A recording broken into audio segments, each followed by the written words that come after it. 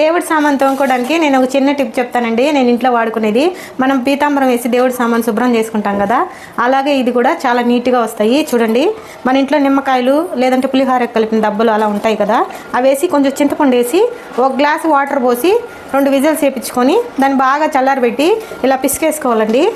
ఇలా పిసికేసి గుజ్జంతా తీసి వడకట్టుకొని మనం బాటిల్లో పోసి ఫ్రిడ్జ్లో స్టోర్ చేసుకోవచ్చు. మనకు అవసరమైనప్పుడు సామాను తొంకోవచ్చండి. ఇప్పుడు నేను సామాను కూడా చూపిస్తాను మీకు. ఇలా పిసికేసాను, దీంట్లో వేసి వడకట్టేద్దామండి. మనం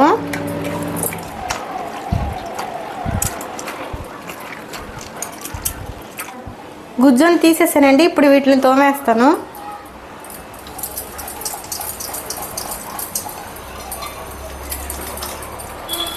చూడండి ఎంత తెల్లగా వచ్చిందో. ఇంకా కూడా తోమితే ఇంకా బాగా వస్తుంది. తోముతాను. దీన్ని అయితే బాటిల్లో పోసి ఫ్రిడ్జ్లో స్టోర్ చేసి పెడతాను.